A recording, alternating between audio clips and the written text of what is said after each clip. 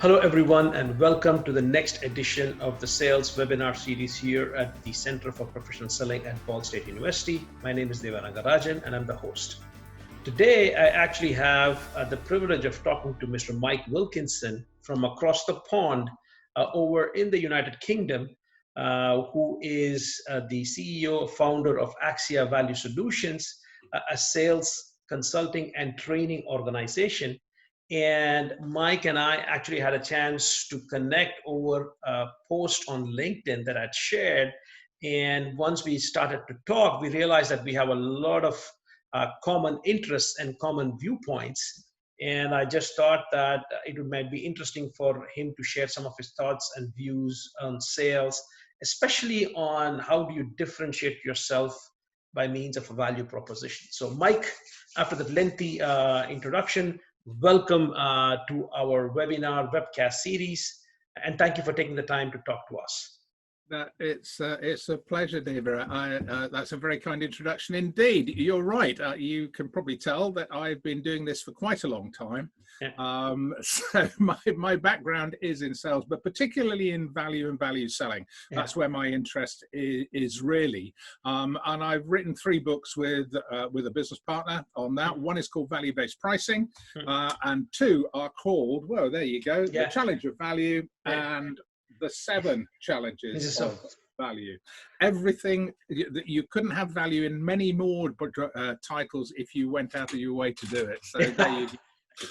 Well, it's fantastic because one of the things we talked a lot about during one of our off-channel, off-video kind of conversations. And I mean, off video, not recorded ones. Of course, these days with COVID, we're all doing everything over the video. So,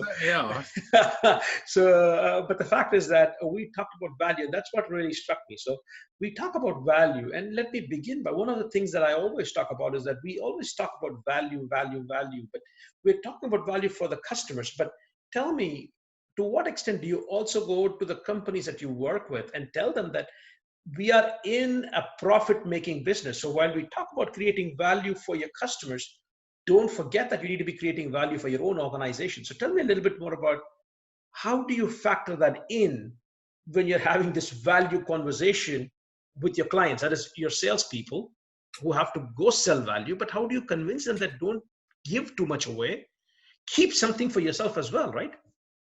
Yeah, I mean, that's absolutely fundamentally important. If you don't do that, there's no point doing it at all.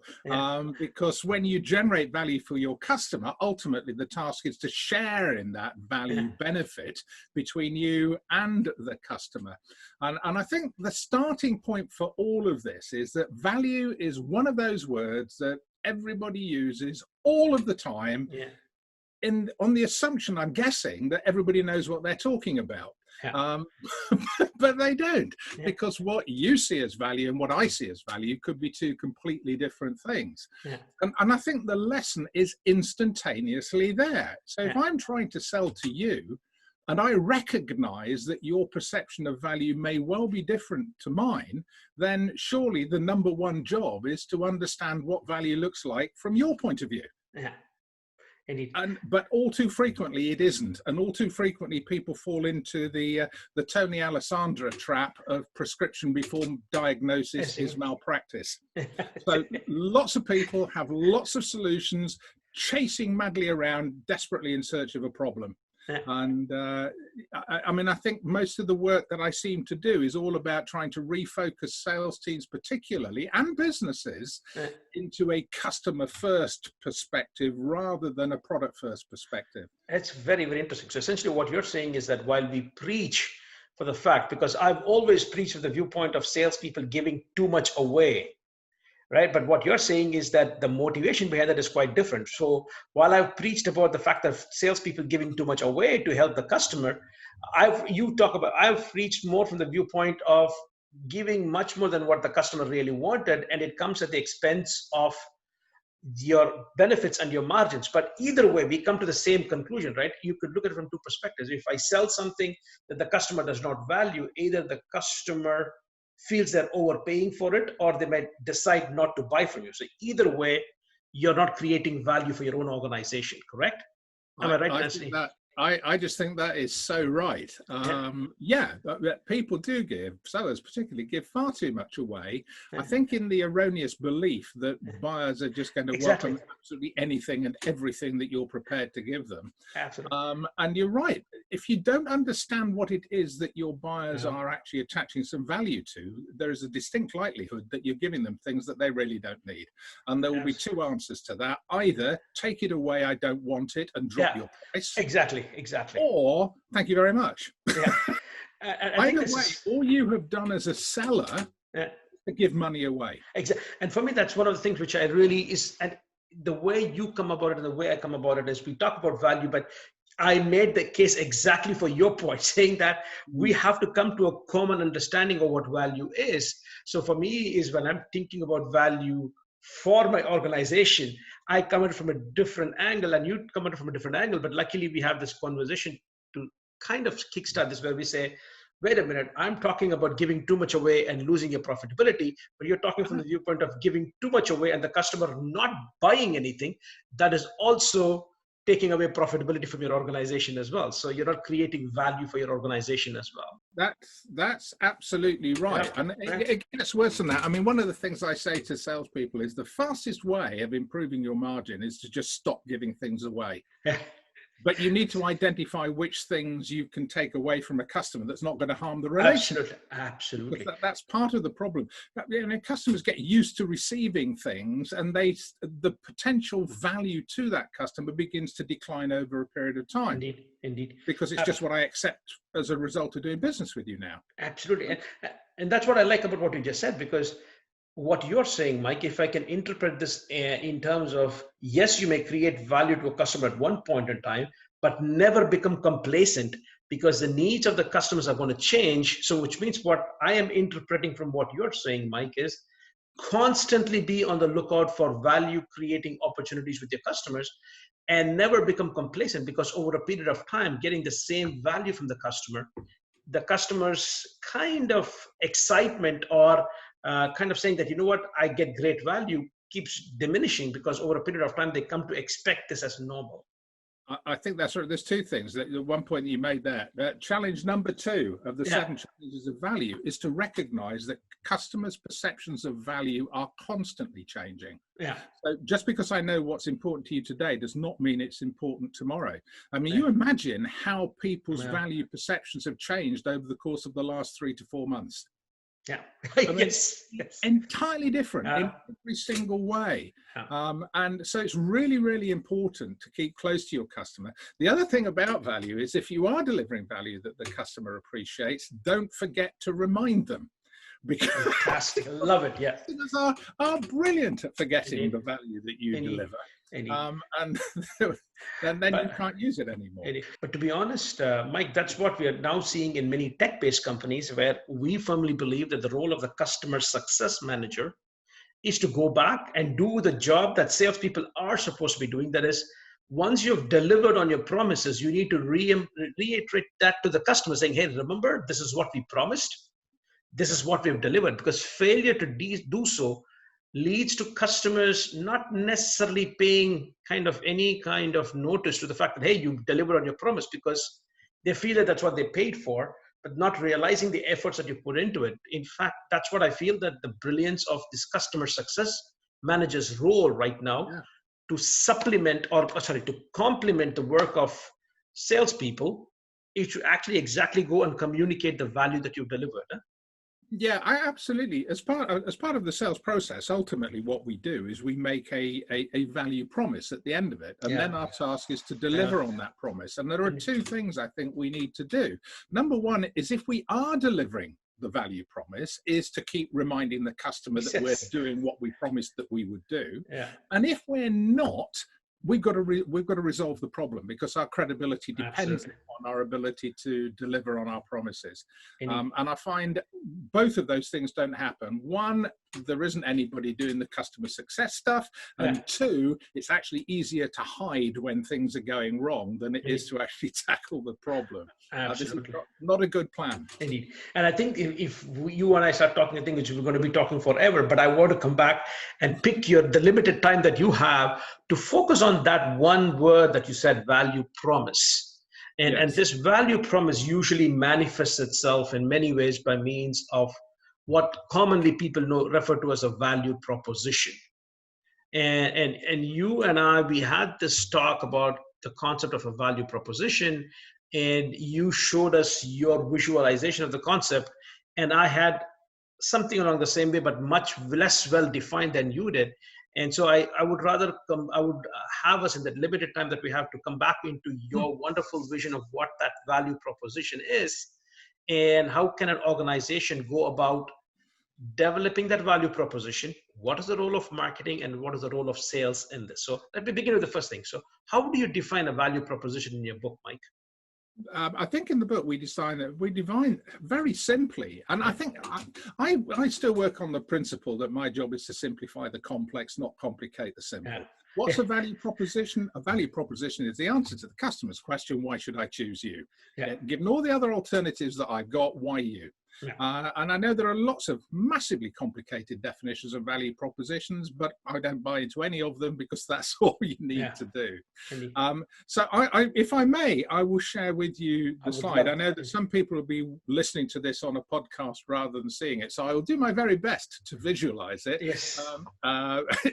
So if you can imagine a funnel lying on its side with the wide end to the left and the narrow end to the right, those of you who are actually going to see it are obviously going to be better off, but there you go. So can you see that? Yes, we can. Yes. Absolutely perfect. Well, let me just let me stop letting you see all of that and let me go to the presentation mode. This is really, I mean, how do we connect the beginning of an opportunity with value demonstration at the bottom? Okay, do you know, I love this thing about PowerPoint that does the words at the bottom, but I shall remove those. Yeah. I start off with a qualified opportunity in my sales process, and I know lots of people do, but very, very quickly, for me, how do you qualify opportunities? You ask yourself two questions. One, do we want this business? Yeah. In other words, does it fit in what we're trying to do? And number two, realistically, can we win it? And if the answer to either of those is no, then you really shouldn't be wasting your time, especially today when resources are as limited as they are. Yeah. So that's where we begin. And I think as you start your conversation with a customer or a client, that's where I start with what I call my initial value proposition. And this really answers the question for the customer, why should I talk to you? Yeah. Now, people's time is very precious to them and very valuable to them. They don't want to be investing it in time-wasting activities. So based upon your research into the segment, your background research into the customer, KIW is a tool that I use, which is called the Key Issues Worksheet, which is something separate. But given your background research, what is your initial value proposition for this customer? To answer their question, why should I talk to you? Once you've got commitment to talk, then we move through the value sales process to the final value proposition. Now, you see the comment there, which is the generic. And I think we talked about value, and I don't want people to go away with the idea that we shouldn't be thinking as businesses and as individuals, what in broad terms is the value that we deliver to our customers. Of course, we need to think about that. But our job as we move down this funnel is to actually move from a generic understanding of what this customer might find valuable to a specific understanding of exactly what it is they do find valuable and how we can demonstrate that we can help them to achieve that.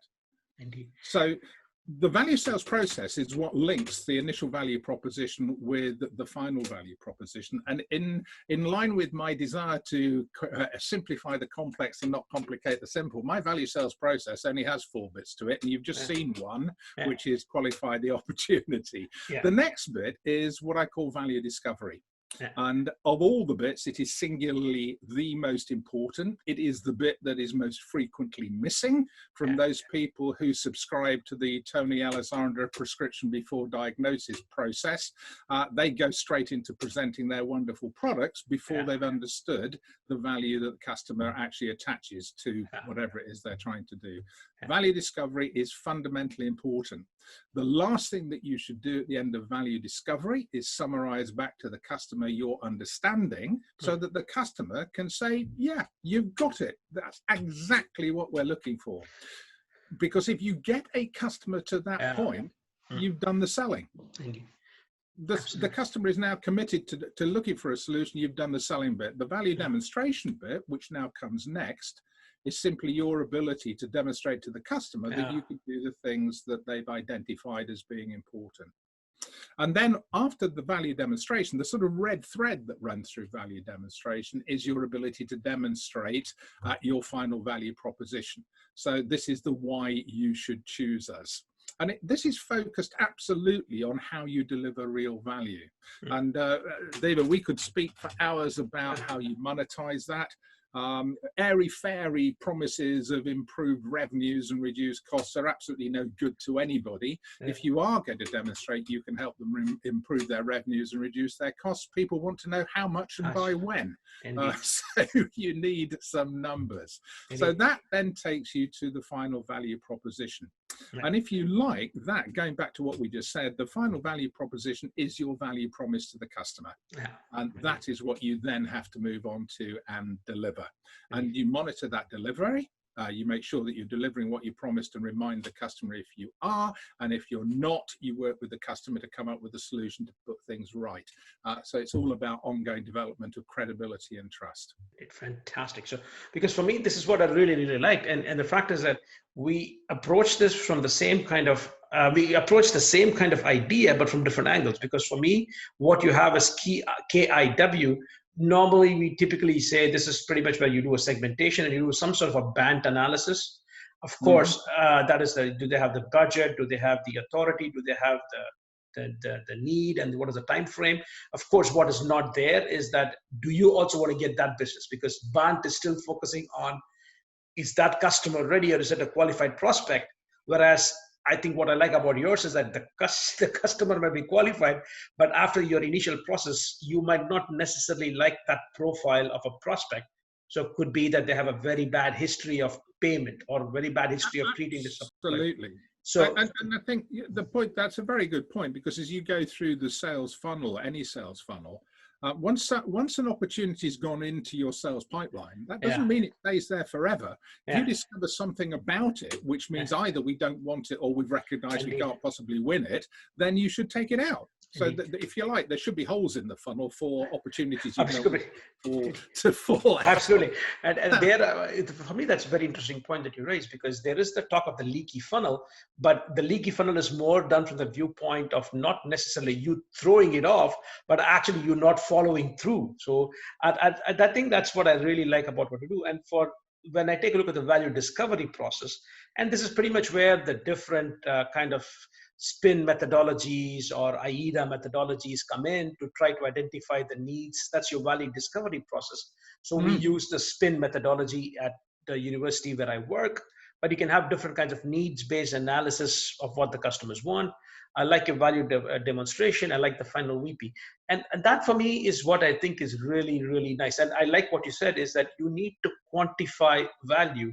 And one of the things which is, yes, it's not just about quantifying value, because now your competition can do it as well. But the next frontier is going to be how quickly can you do it? What is going to be my rate of return? And I think you should be able to back it up and show examples of how you've done it for other companies as well, right? I think you've got to be able to do those things increasingly now, because I think, as you know, particularly given the current situation, people are very risk averse. Yeah. We're seeing more and more people involved in the decision-making process, which makes decision-making slower and more cumbersome and more difficult. So the ability of the seller to manage the buying process is just so much more important now, and to understand how the buying process is taking place, who's involved, how the decision is going to be made. We've always talked about that being important, but today that's even more important. Fantastic. So, you know, I don't think there's a shortcut to this. You've really got to understand it big time. Indeed. And for me, let me ask you this question, because that's something that maybe you have I see that you have a couple of other slides as well. And I want to see whether the question I asked lends itself to the next one is, who is suspect? So from my understanding is that there is this initial value proposition, right? So essentially the way you put it, is that something that is there that an organization or the marketing department of an organization puts out there to get the interest of? That's an interesting question. My next slide doesn't answer that question, but but I do have an approach to that, which I look at. I think any organisation actually communicates to its potential customers in totality that overall promise of what it is that we can do. So organisationally, corporately, this is what we are offering to our potential customers in the round. Underneath, so I think about it as a pyramid. So at the top of the pyramid, you've got corporate value proposition. Now, I have to tell you, my experience is that very often that is not very well defined, if it's defined at all. I had one sales director on a project that I was working on, and I said, what do you want to be able to do at the end of all of this? And one of the things he said to me, he said, I would really like to feel comfortable that my sales team is communicating our value proposition really effectively. And I said, I think that's a brilliant idea. What is your value proposition? He had no idea. And I find that quite a lot. So you need a corporate value proposition. Underneath that, you segment it, because if you've got a business that's complex, you might have aerospace, you might have auto, you might have offshore, and the value propositions to each of those will be slightly different. They should have at the core the corporate value proposition, but that value proposition should be tailored to the requirements of each individual segment. Then underneath that, you've got the individual customers that make up each of those business segments. Absolutely. Now, as much as possible, this is where the generic comes in. So generically, what are the issues of a customer in this particular business segment? Because that's a hugely important thing to have in mind. It makes planning for the call so much easier. But it is not an excuse to assume that those are the things that will actually be the problem. They're simply a tool to help you in the conversation that you have with your customer to really understand the specific issues that are appropriate to them. Fantastic. Because, so again, sorry, you want to say something? Well, I was about to say, and then you get down to the final bit, which of course is that businesses don't make decisions, people do. And the bottom of the pyramid are the individuals that make up the decision-making group for that customer. And that is why it is so important to understand who they are. But logic tells you that, that the health and safety guy is going to have different issues to the finance department, who have different issues to operations. So you can't use a sort of blanket one. But again, the value proposition will be very similar, but just tailored to the unique requirements of each of those individuals. So for me, what you're saying is specific. So when I have it, and essentially Sunday, when I actually post this, I'm actually going to post a link to my short video on what are my three things. So essentially what you call corporate value proposition, I usually say it's a mission and a vision statement that's very vague or too high level, and that's focused on not just your customer segments, but also what the company stands for. But then one level below is, and that's typically made by top management, focusing on all the stakeholders. But then holding on to the essence of it is what you do as a value proposition, which is what I call is a marketing tool, which is what in your figure here is what I would call something like an initial value proposition, saying that this is overall for this segment, aerospace, oil and gas, food and beverage kind of stuff. So essentially, this is what we stand for and why you should choose us over the competition. A lot of times your brand promise could also be part of this as well. And then you have your salespeople coming in, and then they go through what you have as a value discovery, value demonstration. And instead of using the term value proposition that you're consistent, I say there's a mission statement or a mission statement. There's a value proposition, and I call what we say is a USP, a unique selling proposition that is customized customer by customer, even within a segment. And essentially what I say, so in my terminology, I say, just like you have your segment value propositions, I say you might have one product, but if you're using that one product to sell to 4 different segments, you have 4 different value propositions or segment value propositions. Absolutely right, because that product will be doing different things. Absolutely, indeed. And then I tell them that but within those 4 segments, I'm talking to 100 different customers. I will have 100 different USPs, or what you call is your 100 different customer specific value propositions. Yeah. And of course, I'm not even getting into the part where you say, and if you listen to what Gartner says right now, that Gartner now says that every decision-making unit has around 6.8 people for complex sales. So essentially then we're looking at 100 multiplied by 6.8, around 680 different value conversations we should be having. And actually, this is the case being made by all the sales enablement platforms. Yeah, I don't want to frighten everybody to death on this. But you're right. It's actually an awful lot easier than it sounds, but Indeed. It's only easy when you've done the value discovery process. Absolutely. Indeed. Absolutely. The biggest problem I find is that when it comes to value propositions, all too frequently, the value proposition resides with the sales team. Yeah. And it resides with the sales team because they have to have one, because they are the people that customer turns to and says, "Oh, why should we choose you?" Yeah. They don't say that to marketing or to the CEO. They say it to the salespeople. Indeed. And we let them go and hope that they're going to come up with something that fits the bill. Indeed.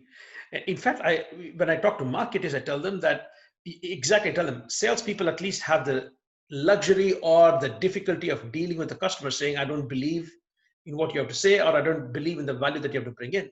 When marketing says we don't have to face it, you don't directly face it, but when you don't have leads being generated, that is actually your customer or your prospect telling you that you do not have something that appeals to them.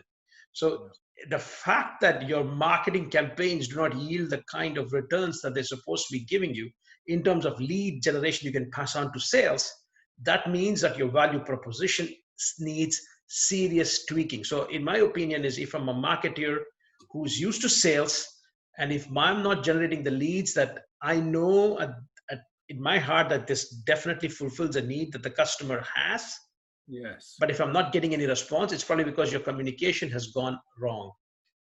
Either that, or somewhere along the marketing research area, you failed to really identify the issues that will resonate with your customers. Absolutely. And that takes us on to the other side, because for me, I think one of the things I try to do is to put, if you like, a quality check on the value proposition. So what is it we need our value propositions to do?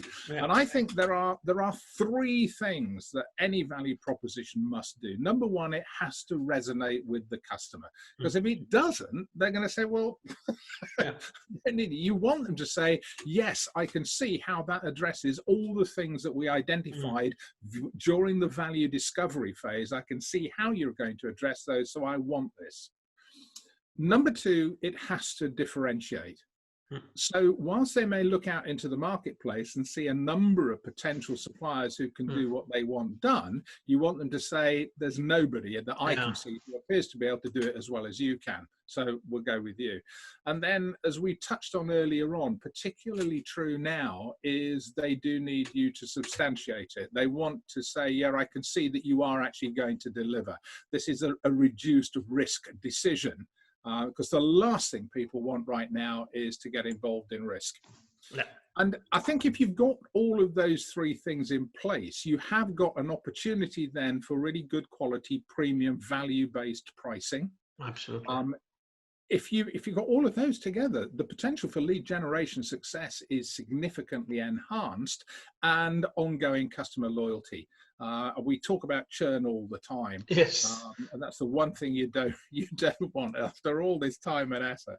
Indeed. But the reality is, if you take any one of those three away, your value proposition potentially is seriously undermined. So, for example, if your value proposition does not resonate with the customer and they cannot see how what you're suggesting addresses the problems, the challenges, and the issues that they have, they're going to say, I don't need it. I just don't need this. It's not important to me right now. I don't see how it's going to do what I need done. If you don't differentiate, they're going to say, well, you're easy to substitute. There are 5 or 6 other people who can do exactly what you seem to be able to do. And here we come up with the classics. So what's your best price?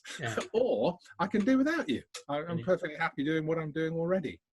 And then the final bit, as we just mentioned, is that if you can't substantiate increasingly today, people are going to be skeptical that you won't deliver on your promise, or they're going to say, well, to be honest, it's just too risky right now. I can't take that risk. So, whenever you're putting a value proposition together, particularly the final value proposition, just think about that. Does it resonate? Does it differentiate? And does it substantiate? So those are the three key things I think they need to do. Indeed. And I think this is, in my opinion, for the audience, we're looking at it, this is a brilliant set. I think you should have this in front of your walls all the time. Be in whatever role you are in. If you're in a marketing role, ask yourself, does your statement, because for a marketing person, they will not be there in person to try and demonstrate this to the customer. So ask yourself, does your collateral address all of these things? If I'm a salesperson, be prepared to answer these questions on the go in front of your customers. And I think that's one of the things that we always need to keep in mind as well. And I think this is brilliant in terms of saying what it is. And for me, is everything that you've said, Mike, makes a lot of sense. But this slide is what should be a checklist. Yes. Everything. And on the right-hand side, what I'm looking at are objections that I'm going to get. And if I'm getting these objections, I should be asking myself, why am I getting these objections? It could be because of any one of these three. Hopefully not all three of them at the same time. Would be fairly disastrous, yes. I have to say. Yes. Most of the problems, I have to tell you, start with that first one. They don't resonate. Indeed. And they don't resonate either because you've failed to demonstrate how you can address their issues, or much more likely, I'm afraid to say, because you didn't understand them properly in the first place. Indeed. Because value discovery, which is absolutely the core of doing this well, has not been completed to the extent to which it should. Indeed. And one of the things which we usually say is that for you to develop a good value proposition, you need to know two things. You need to, first of all, know what are the needs of your customers. And when I mean customers, I'm now talking about customers and the decision-making unit. So essentially, that's what I mean broadly as a customer. Yeah. That for me is what is the resonate, because can I understand the customer and bring an argument in line with what the customer feels that they want? They can resonate. But you also need to know about your competition. That is the differentiate. So I should know about what my customers want, and I should know what my competition is offering, so that helps me not just resonate, but resonate with a difference. Yeah, I share absolutely that. Whenever I'm looking at talking to people about building value propositions, I said there are three things. You're quite right. Number one, you need to understand the issues that the customer is facing. Indeed. As a business. You then need to understand the people. Indeed. And what are the things that are driving the people? You then need to understand the competitor, because they are the people against whom you are going to absolutely differentiate. And then finally, of course, you have to understand you and your business and your capabilities and how you can do things effectively. Absolutely. Indeed. And I think the fact is that to a large extent, if people are watching this and they happen to be marketeers, the closest you can think about this is think about what we refer to as a GE matrix in terms of which target segments would I want to focus on, where you take a look at the competitive size and the competitive intensity and where you are, and how much do you know about the market you're serving. It's not exactly the same, but value proposition is something along the same lines. Do I know my customers? Do I know my competition? And then once you have it, that is not enough. There's a third dimension. Do I have the capabilities? If I have a particular group of customers I want to go after, do I have the capabilities to serve them? And of course, what I would add as a fourth one to what you have here is, can I then substantiate? If I say I'm going to be different, it's just not saying I'm going to be different. Can I actually prove it to say that I am going to be different? And if you have more testimonials, that's even better, where you've actually been able to substantiate it. I was going to say that is where case studies start to become really important. And again, all too frequently, I find that people's case studies are potentially quite weak. So it is something that you really need to make sure that you do effectively, and you have good quality case studies to share with your customers. Indeed. So Mike, thank you so much. And I think in the interest of time, I really wanted to thank you for really taking the time. And I really think that this is excellent. And I think while we're signing off on your one slide, which for me is really, again, it should be a poster for everybody. And I'm saying that this is something that you should be, anybody who's in marketing and or sales, and you should be having it in front of you. But of course, doing this is only the first step. the hard work still needs to be done. I still need to find out what it is that makes me resonate. I still have to do the hard work in trying to understand that resonation is great, but if your competition also resonates with their offering, you're going to be nowhere. So you need to differentiate. You need to know where I'm going to resonate, and is that resonance there just going to give me an advantage over the competition? And the thing is that when I make those claims, I am going to be asked, a knowledgeable customer is going to ask you to prove it. And I should be able to substantiate it and use case studies to try and show why you are going to be a trustworthy partner and less of a risk to be working with. Absolutely right. It's all about building personal confidence in your ability to communicate those things. Thank you very much, Mike. Thank you for sharing your time. It was very, very interesting. And good luck. I don't think you need luck. I think you have a great value proposition, and I think you do a fantastic job selling value to your customers. Absolutely. David, thank you very much indeed. My pleasure. Thanks. Stay tuned, everybody, for more such webcasts as well.